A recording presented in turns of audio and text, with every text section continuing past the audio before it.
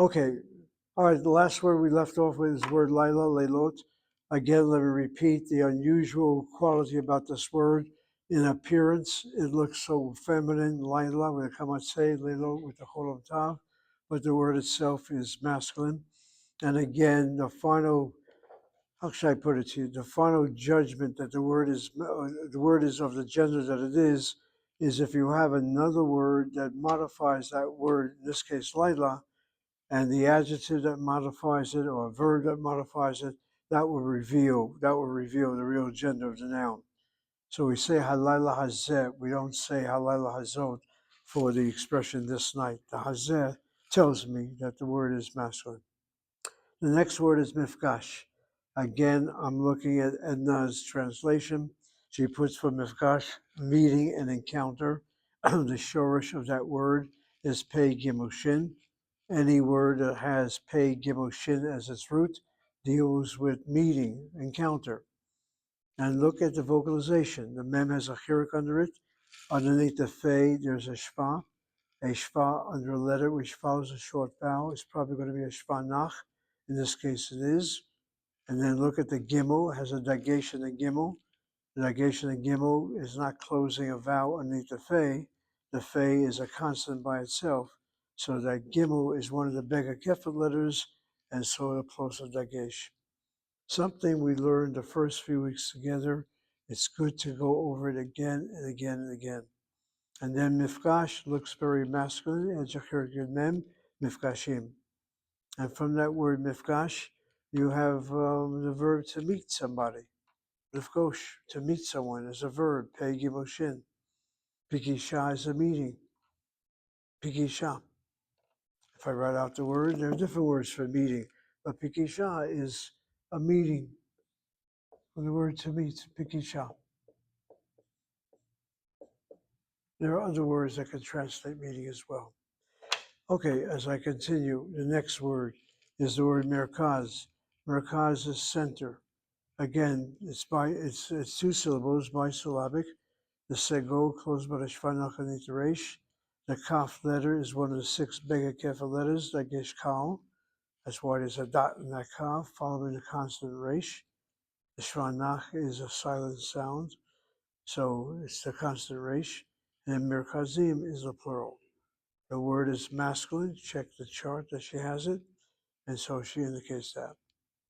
The word ad, spelled with a patach hanit ayin. If the word were spelled without vowels, the ayin dalet can spell another word, aid. Aid is the Hebrew word for witness. Ad is until, and aid is a witness.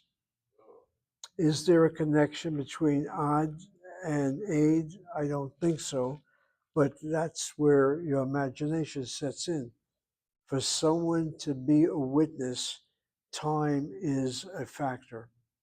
If you're a witness of something that happened years ago, I'm not quite sure how valid your testimony would be.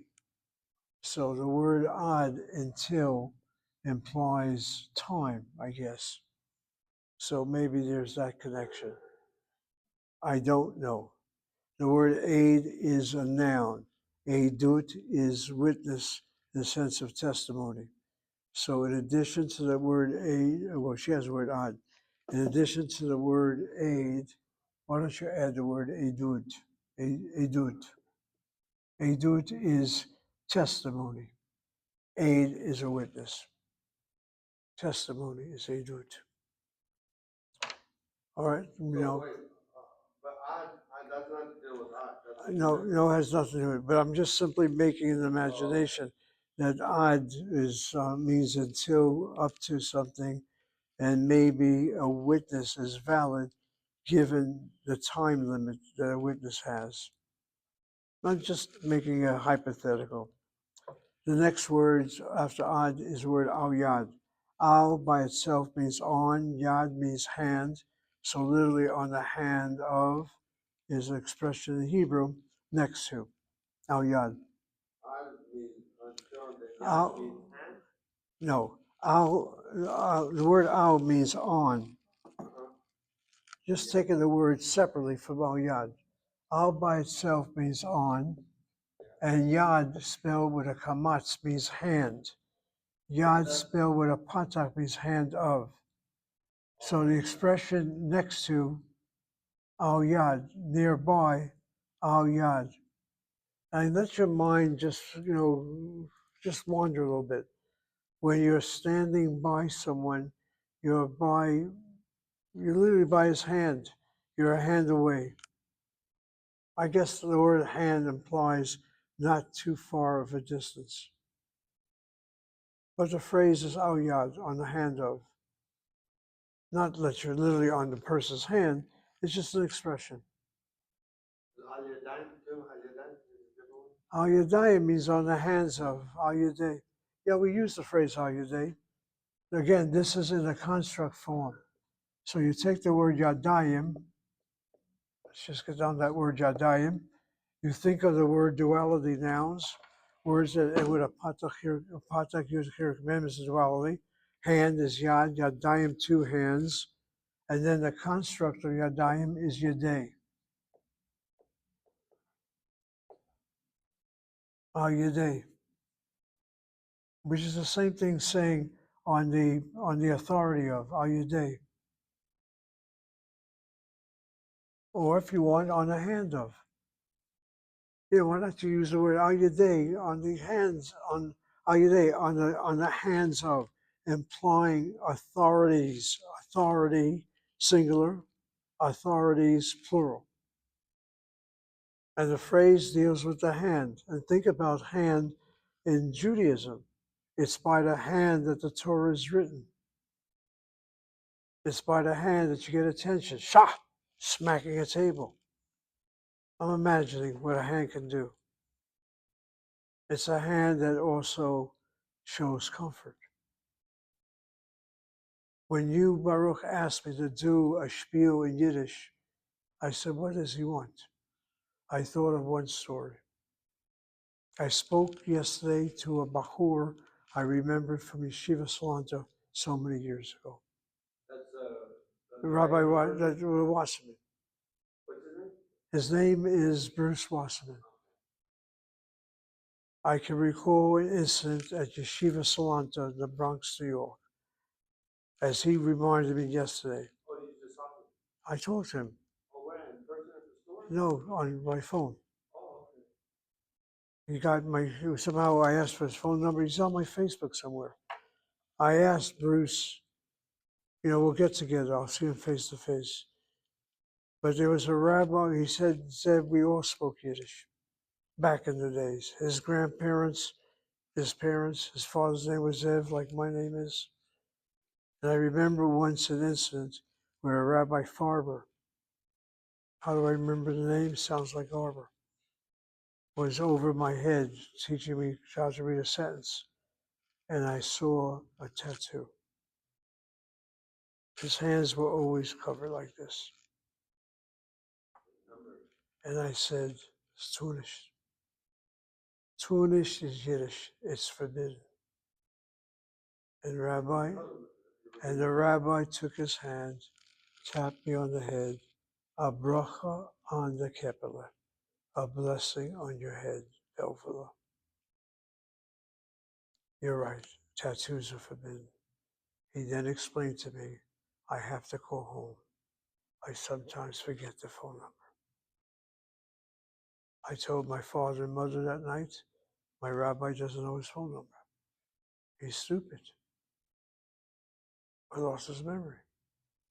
Did not realize he's referring to a concentration camp number. I got to go home. True story. You see, he always covered his hands. Oh, it's actually, this is a yeshiva. He's also going to show it. But it showed that day. I saw it and I screamed at him. I didn't scream at him. What is this? It's foolish. But here's good. I looked at his hand. Now you see the phrase al yad? That word hand somehow becomes synonymous with something very close. But that was an innocence, you're young. Look at the Nazis. They put the number on your hand, not on your heart. not on your back or your tush, because you would always look at your hand. I mean, your hand is obvious. Accessible. It's interesting. Yirmiyahu has a tattoo from the Marines, but it's up here somewhere. You usually get it on the shoulder or the forearm.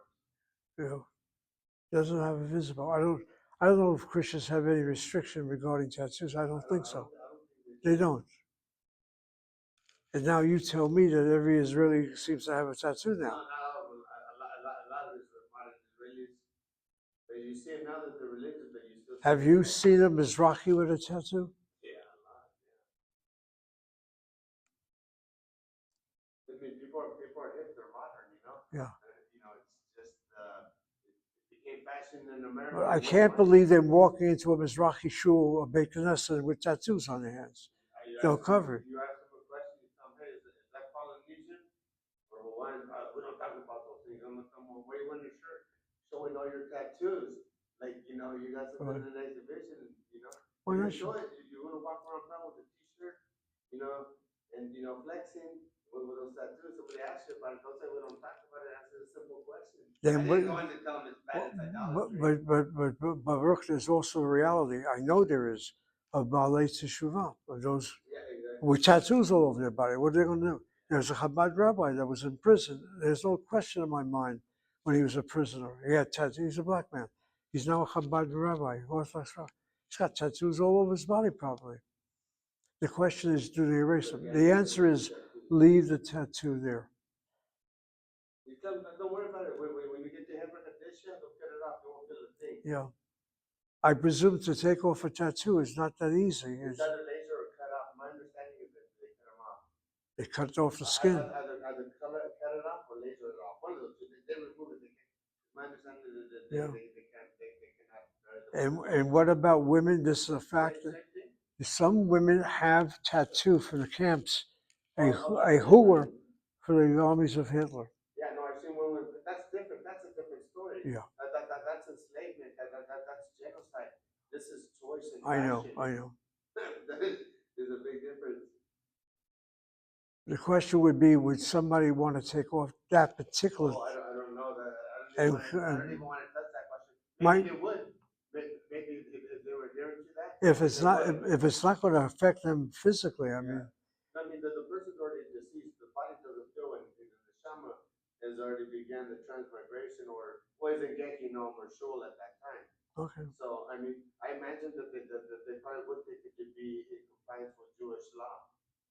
Just like they have to bury a Jewish person the same day, same too, they can have Yeah, buried the but, Jewish person. well, I guess, You know, they may have some exceptions. I don't know. I don't handle that. no, in my case, the question would be if it's going to affect the health of the person, then leave it alone. It's because nefesh already.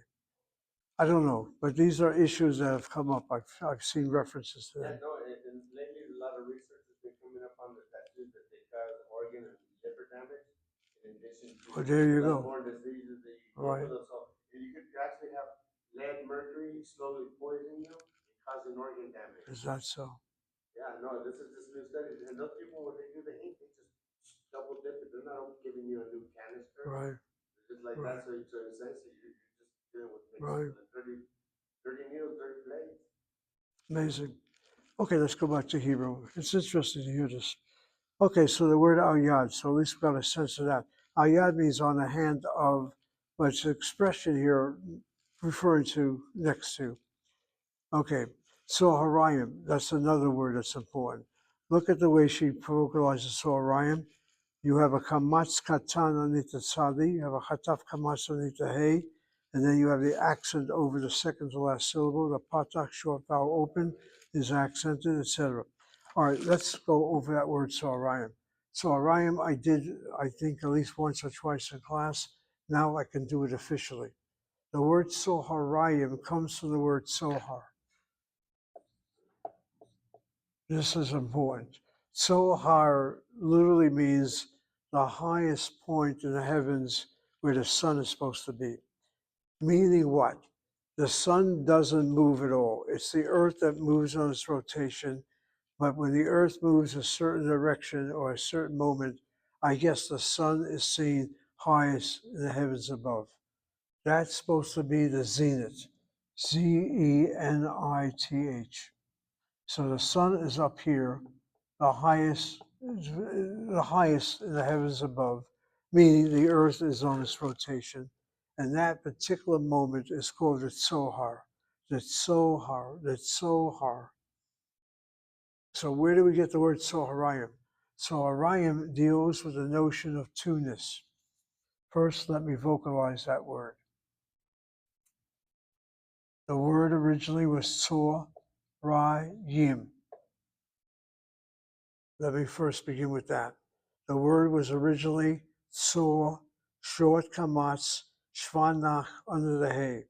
For some reason, the shvanach did not hold. It loosened. It became the sound of a shvanah or chataf kamatz in place of a shvanah. This kamatz, meanwhile, is a short kamatz.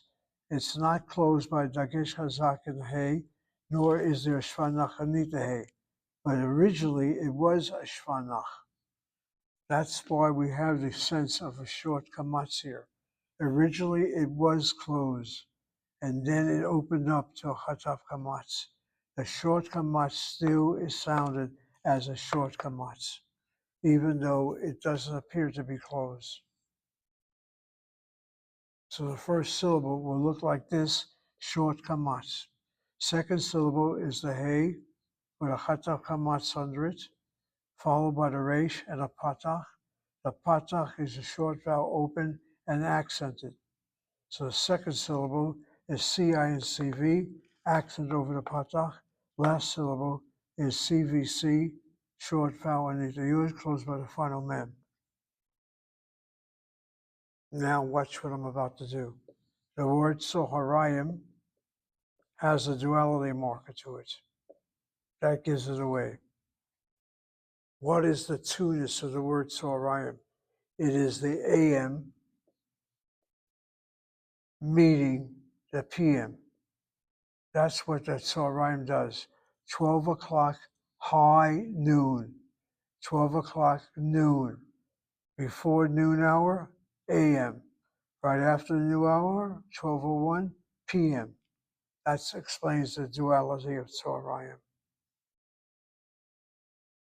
So the word is unusual. It's an or sound, Tzor. It has a duality marker, Ayim. It has a short vowel, second to last syllable, accented. Tzoharayim.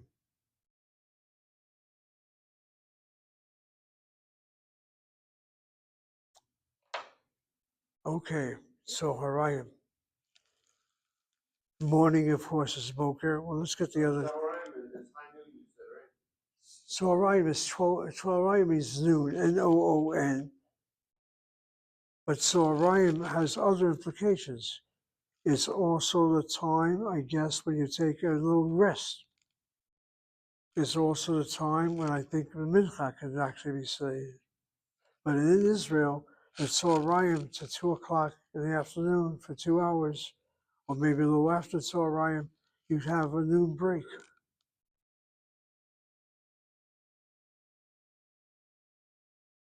And the day begins in Israel, not at 10 o'clock in the morning, begins at 6 o'clock, 7 o'clock. So it's time for them to take a break during midday. Everybody just like takes a nap or for 2 hours. A lot of people take a nap. It's also the time when you have a meat meal. You don't have meat meals in the evening. You have it at noon, chicken, whatever. That's the time when you're home for a couple of hours before you go back to work. So it's both noon for a nap, it's noon for a good meal, the big meal of the day. The big meal of the day is not breakfast nor is it evening. It's the midday. But definitely a day, an hour when people take a nap. But keep in mind, Baruch, the day begins 2 hours before our day begins here, or at least an hour.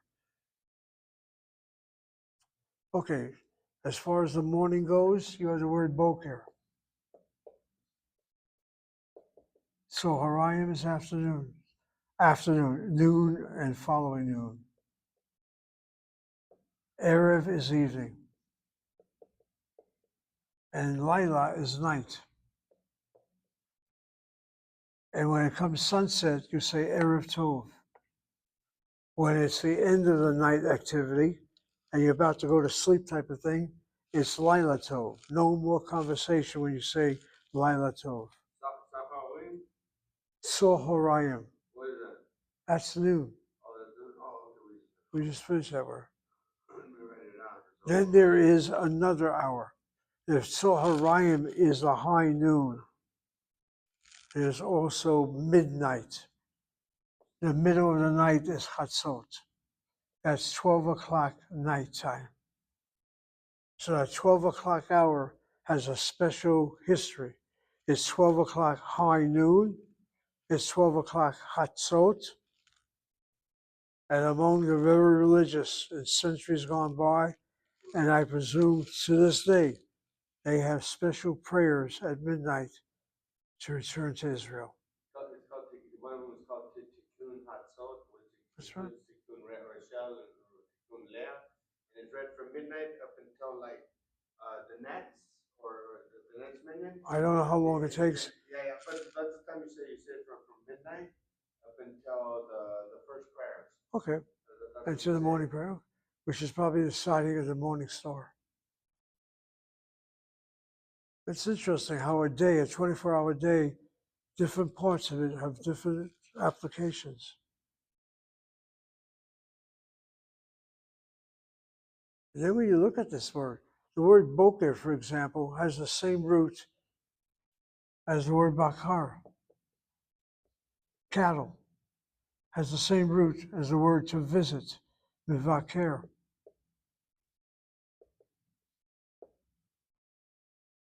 And I guess I can make up a story. In the morning, you visit, you start your visiting, you start your day, and your profession is the cattle. Mivoker? Bakar is cattle. Mivaker is the visit, masculine singular. It's the PL of the Shoresh Bet Kufresh. These three letters is the Hebrew verb to visit, conjugated in the PL conjugation. Mivaker, mivakeret, mivakrim, mivakrot. We know the PL, mivashel, mivashela, mivashem, mivashlot.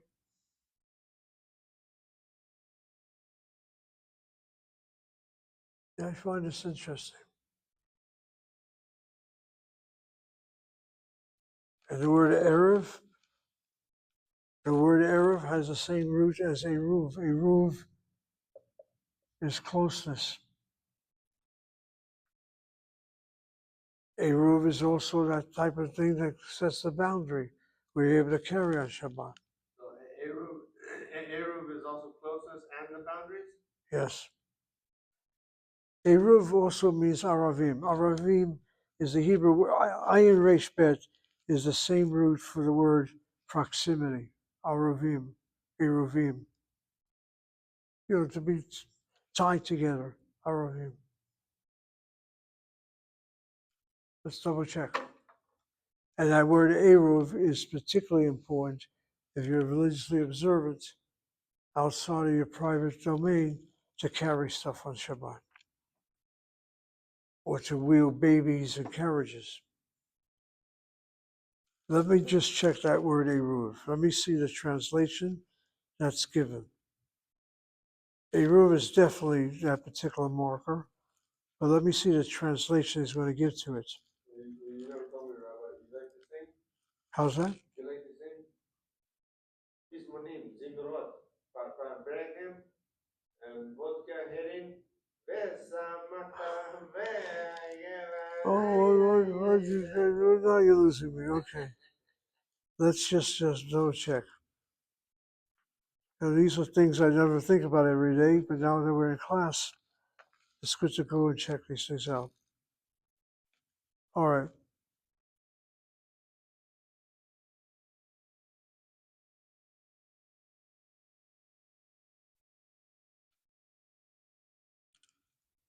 Okay, Eruv has a translation of mixture and confusion. That I did not know. Eruv he translates as confusion. Oh, what is that? Those are the boundaries? Well, Eruv, he doesn't have the word for that, for the thing that's, The boundary, yeah. well, one second. The perimeter, perimeter. Yeah, I understand that. Maybe he's mistaken. No, he translates it only, what he has here is mixture, and then he has a semicolon, and the word confusion.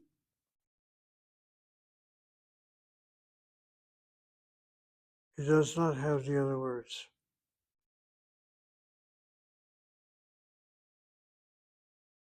I'm looking at the spelling. Eruv is spelled with a vet at the end, not with a pay. And I'm double checking everything now. But then he has the word arav. No, aravat, no.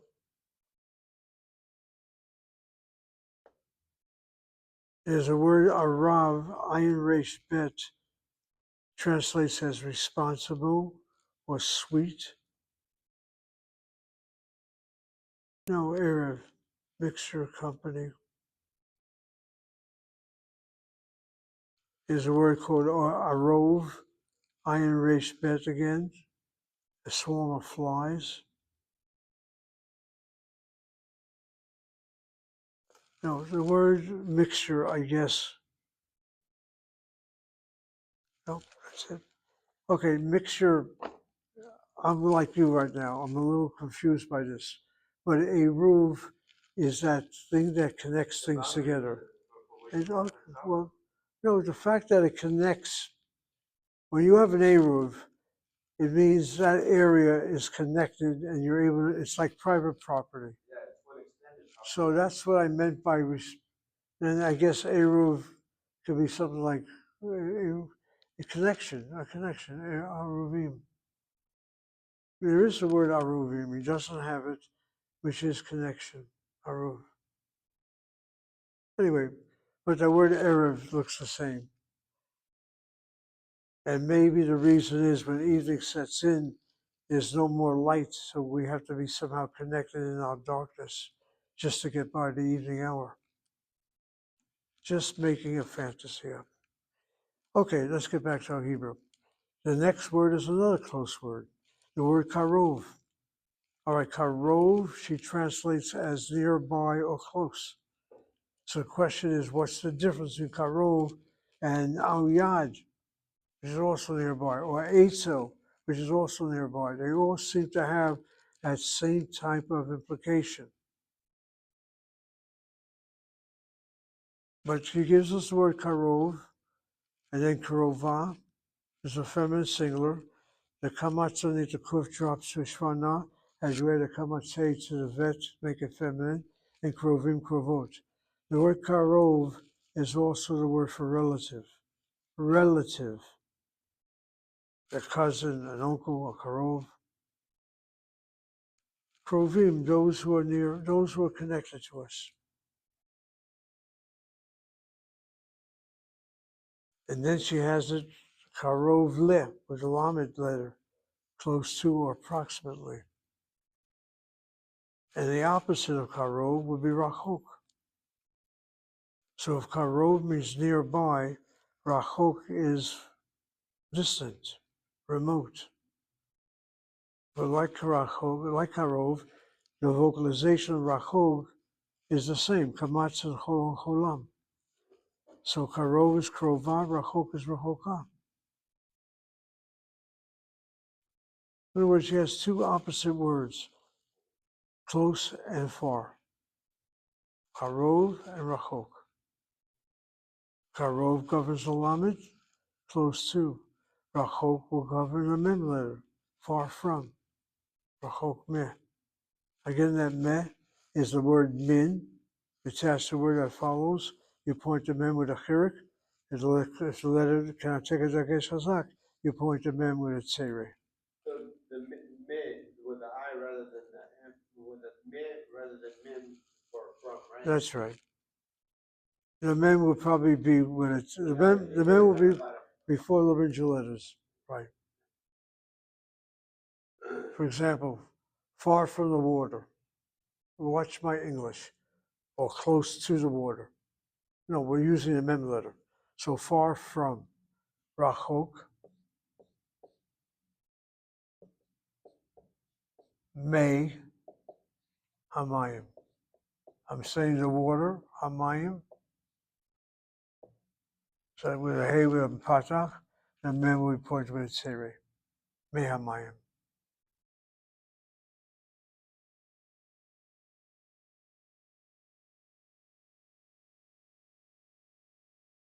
If I want to say from water, then it'd be mimayim.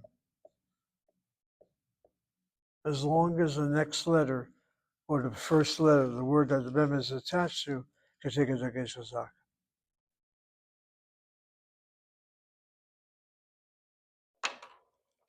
Then the word she. The she is the word that or which. Okay, let me explain she. She, as you see the dots that follow it, that means it's attached to the word that follows. Oh, so whenever you see the three dots, it's attached to the word that follows. That's right. So far, we've seen words like ma. Well, words like ma are written independently, but it's attached to the word that follows, which would take a dagesh chazak to close the patach underneath the mem. But a word like the lamed letter or the bakal letter is attached to the word that follows. The mem letter is the long form is min, and it becomes either me or may. And now the she. The she is abbreviation of the word asher. If you don't want to write the word she or the letter she by itself, you spell it out as asher. So Asher. it's short for a share? Asher is a long form for she. Or she comes from the word asher. And a share is? If you want to use she, then you don't use asher. It replaces asher. And she is a fixed word that follows. And the first letter will get a dagesh chazak. What is a share? A share? That way, right? It's also the name. There's a name Asher. It's different. Asher is different.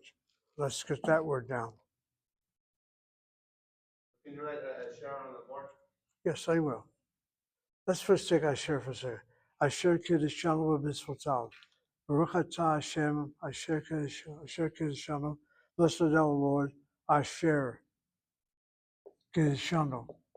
The word Asher can also be who, in addition to that. When I say Asher Kiddushanu B'mitzvotav, that he, blessed thou, the Lord, that has sanctified us, but maybe it means that has. Let's not use the who. Use the word that. Baruch atah Hashem, Elokeinu melech haolam, asher kiddushanu, that has sanctified us. Somehow in my mind, blessed are you, O Lord, and God, O Lord, is referred to as that has sanctified us. I'd rather use the phrase who has sanctified us. So let me use either or, who or that, depends on who the subject is. If I want to abbreviate it, Shek Kiddushanu. I don't know of any prayer that says Shek Kiddushanu, Asher Kiddushanu. But you can use Shek.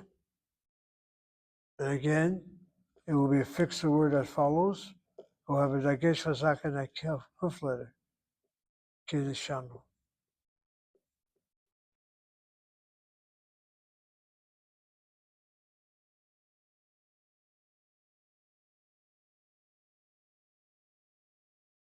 Yeah, Asher is very common, but so is the word Shek. And we'll see what she gives us sentences. Okay. The next word is Sameach. Sameach. And Sameach has a stolen patach under it. 1 minute.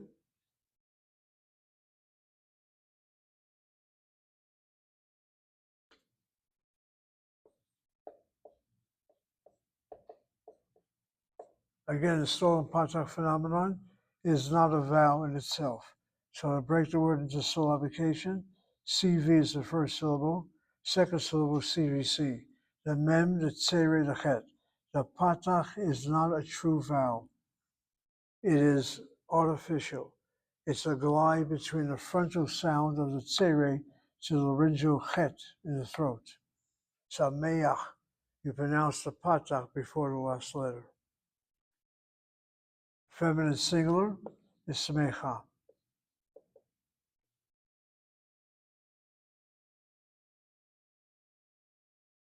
What you're doing is you take that word samech, don't you see what I'm getting at? That patach is not really a vowel, and you're adding a kamatse to it. So sameach, the accent is here. As samech is two syllables, adding a kamatse is third syllable, kamatse reduced to shvana, smecha. Then smechim and smechot, for plural. Any word that has a sin mem chet deals with joy. Simcha is a very common word that you know. Celebration, simcha. And when it comes to Jewish holidays, almost all of them will have the phrase Chag Sameach. If you're ever in doubt, Baruch, and greeting somebody on a holiday, just simply say Chag and Sameach.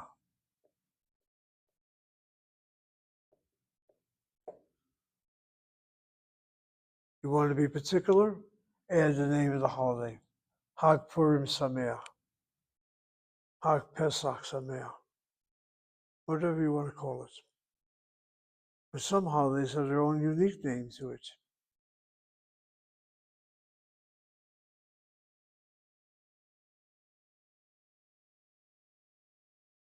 Anyway, but Chag Sameach. What are you saying, Yom Kippur? Yom Kippur, we basically It's have. like a solemn day. So, I mean, you know, No, it's like I'm day. trying to think now. When Rosh Hashanah, Yom Tov? Gemar Chatima Tova. We use the phrase Gemar Chatima. May you be inscribed Gemar Chatima Tova. This is because of the uniqueness of Yom Kippur. Let's get it down. Gemar Chatima. Chatima is signature.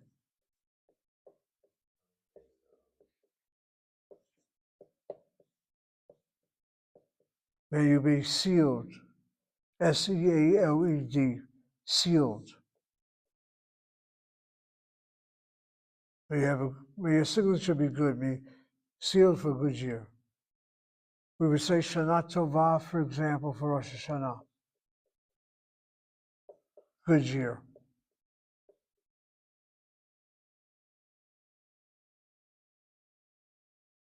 Gemar Chatima Tova is used between Rosh Hashanah and Yom Kippur.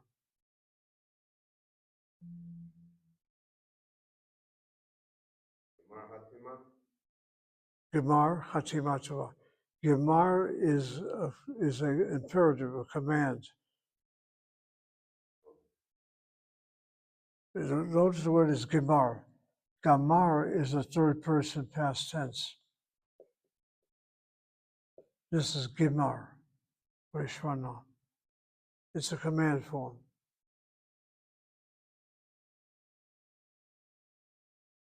And in English, we say, may you be sealed for a good year.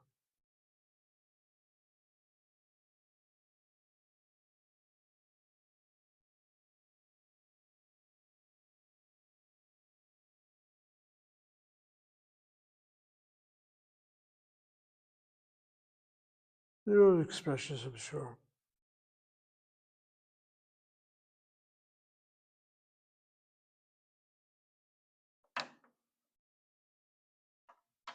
And Simcha, I think, is also is a name for a girl, Simcha. Now, getting down to the name Asher and Asher. My son's name is Asher, so I know how to spell that name. The name Asher is with a kamatz on the aleph, like this. Asher, without vowels, looks like the word Asher. This is the noun. the the That's proper it. name, Asher. So the one from like Asher Malach, Asher Malach will be just smiling. which means Again, Asher, that has Malach is that has reigned over, that has an authority over us. and then Asher. Malach, the word malach is a verb to reign over, to be king over. Asher Malach. God is the one that has reigned over, not the name Asher. Asher, the word that, or the word who.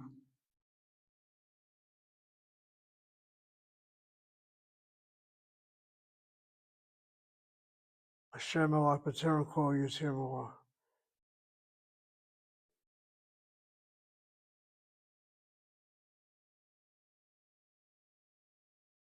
Yeah, the words are spelled without vowels the same way. It's almost sound the same. Let me just finish up the text now. Okay, then you have now the verbs, and the verbs that she has here. Well, the verb le'achov, to love, and you notice she gives the forms of the conjugation, the first two masculine and feminine, ohev, ohevet, yotzei, yotzeit. We already have seen a lamed aleph verb. Ohev is a pei aleph and ayin hey verb. I'll say something about that in a second. And then the verb lan, lanat, that's from an ayin vav verb. And then you have verbs in the nifal, which is the new verb conjugation is going to go into. All right, let me just do this. Let's just take the verbs ohev and yotzei.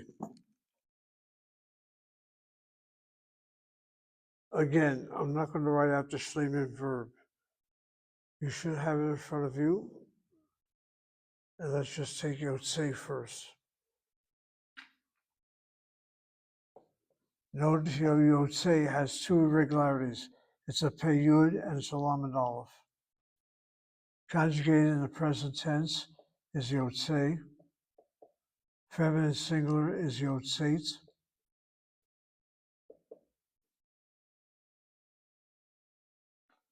I guess what I need to do is this.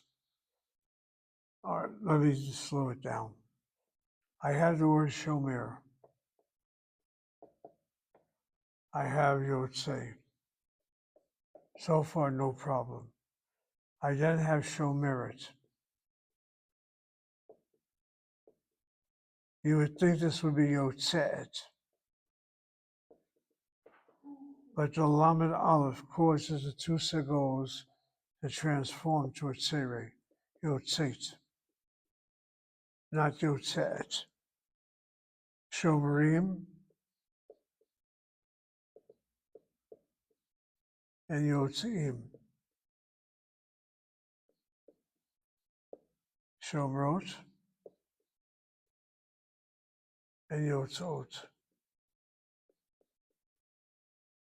So where it differs is in the feminine singular. So it appears.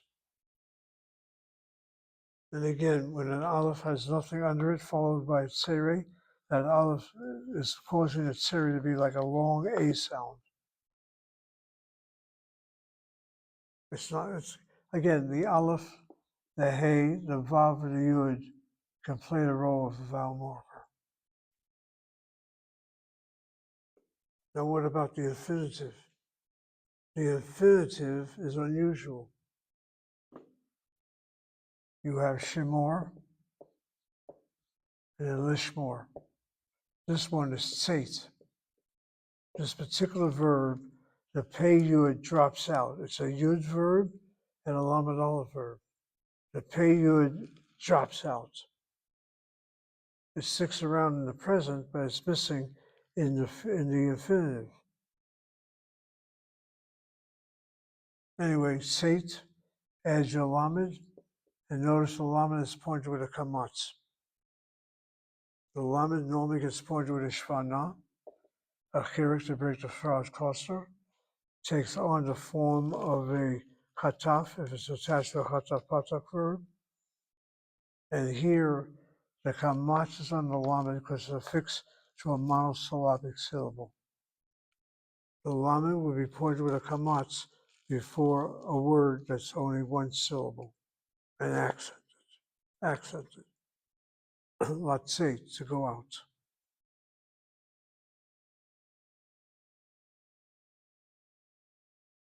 Take one more verb, and that will be it. The second verb is a verb, or the first verb, I should say, is ohev. I went in reverse. Ohev looks like shomer. Ohevet looks like shomeret. And then what about the plural? The plural, watch now what I'm about to do. Why I insist that you know a shvanah from a shvanach. Shomerim. This is CV, and that shva, neath the mem, is a shvanah. So I write out the word O. If the second letter of the verb has a shvanah under it, I have a problem. The He is the original letter. You cannot take a shvanah in its place, a replacement with a chataf. O havim. That explains why it's O havim. And then the plural is shomerot, feminine. And this will be O havot. So note that. If the second root letter is laryngeal, it cannot take a shvanah in the present tense plural form. And then what about the infinitive?